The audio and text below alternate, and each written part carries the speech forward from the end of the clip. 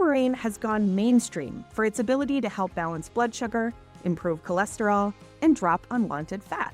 But which works best, Berberine HCL or Berberine Phytosome? And is one really better, or is it just savvy marketing?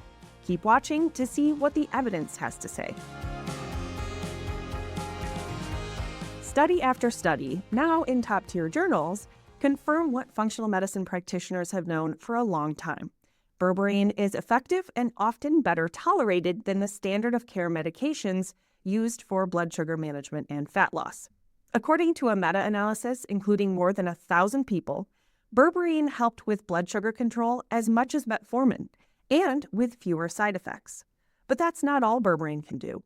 Another meta-analysis showed that just 1 gram of concentrated berberine significantly lowered cholesterol, BMI, weight, fasting glucose, hemoglobin A1C, and other metabolic markers. It's no secret that I'm a berberine fan, so I get a lot of questions and comments from viewers about it. Recently, folks have been asking what the difference is between 2 types of berberine on the market, Berberine Phytosome and Berberine HCL. I'm about to answer this question, but there are a few things you need to know before we dive in.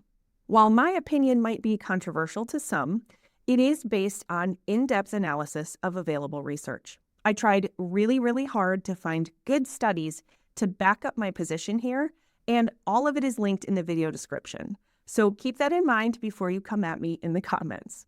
Also, everyone is different, so if one or the other works better for you personally, that's great. Your experience is valid.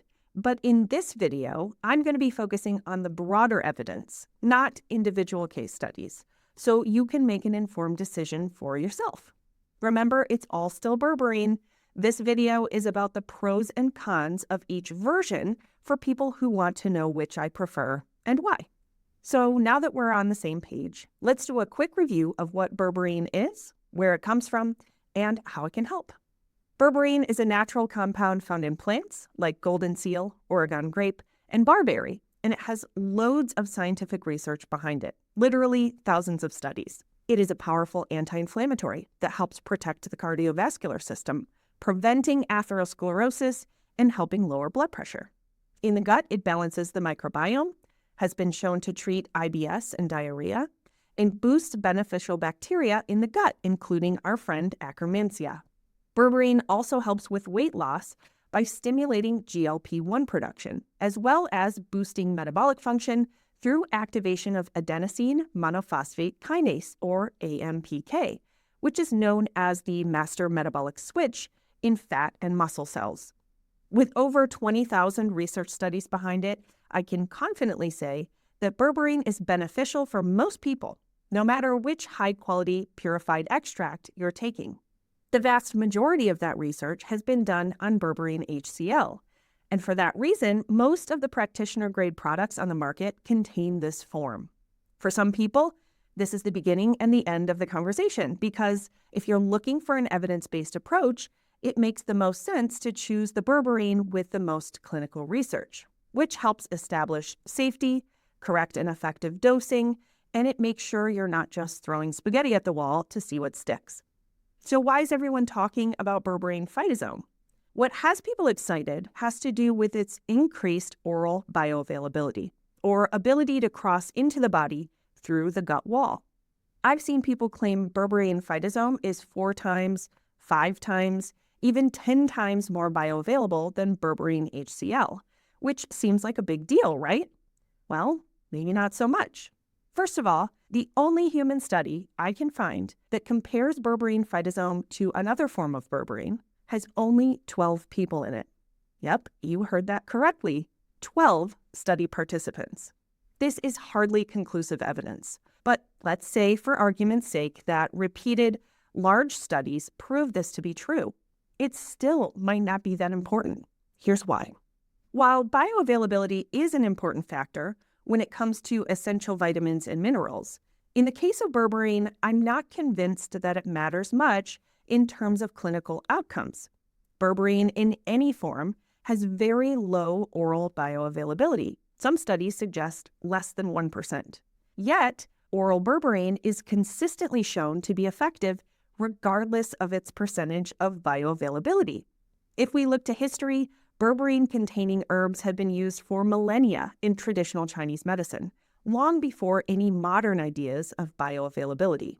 An animal study may explain one of the reasons for this phenomenon. It found much higher concentrations of berberine in the tissues, including the liver, kidneys, muscle, lungs, brain, heart, and pancreas, despite low plasma or blood concentrations. Another factor is oral berberine's well-known impact on the gut microbiota, which doesn't require berberine to be absorbed in any percentage to have an effect.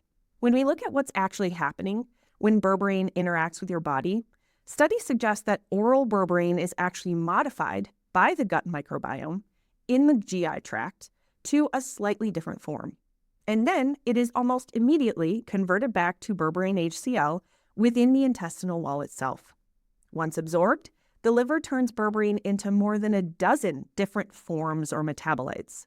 So if absorbability doesn't significantly impact the effect of berberine in real-life outcomes, and if the microbiome is actively transforming berberine from one form to the other anyway, does Berberine Phytosome's supposed increased bioavailability really make a difference, especially if that factor is 4 to 5 times 1% or less?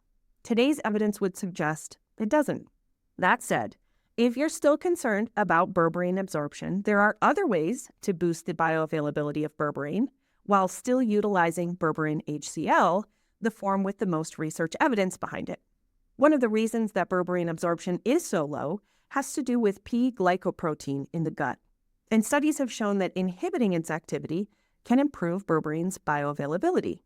Epigallocatechin gallate, or EGCG, from green tea does it, which is why one of my favorite berberine products combines decaffeinated green tea with Berberine HCl in one tablet.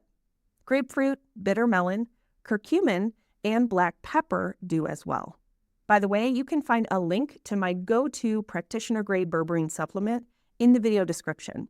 You won't find it on health food store shelves, but you can order it through my full-script dispensary.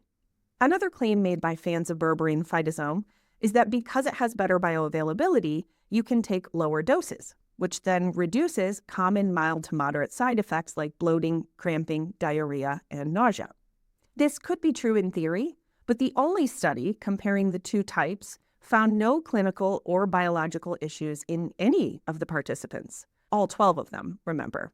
That alone makes me skeptical of the broad application of this study, given how many people report digestive issues when taking berberine of any type. It's probably obvious at this point which form of berberine I think comes out on top. When I consider the amount and quality of research, the pharmacokinetics and interaction with the microbiome, and dosing evidence, I recommend Berberine HCl. That doesn't make Berberine Phytosome bad or dangerous by any means. In fact, if you've had trouble with digestive side effects from taking other forms of berberine, it's worth a try. Most Berberine Phytosome products contain a lower dose of the active ingredient, and we know that lower doses of berberine decrease the risk of bloating, reflux, or bowel irregularity. But a lower dose doesn't perform as well, based on the research evidence available, so it could be a trade-off. If a lower dose or different form doesn't help, then it's time for a deeper dive into your gut and microbiome health. Happy to help with this, by the way. If you are looking to try a Berberine Phytosome supplement, specifically because you didn't tolerate regular Berberine HCl, make sure it's really high quality. I'll include a couple practitioner-exclusive options in the link in the video description as well. Or you can search the full script catalog for a brand you like. If you're taking Berberine Phytosome and you feel that it works well for you, I'm not going to argue. It's still berberine after all. And there are a few newer high-quality studies showing that the phytosome form is effective for lowering cholesterol, balancing blood sugar, and treating symptoms of PCOS. More on this topic in a future video. As we wrap up, if you're inclined to ask a question or leave a comment, know that I'd be more than happy to see your constructive and considered opinions on this hot topic, but only appropriate and helpful questions will be published. Thanks so much in advance for keeping the comment section a respectful and useful place for all. And be sure to check the video description for those links and to sign up for the Functional Fat Loss Trio checklist. Thanks so much for watching, and I'll see you in the next video.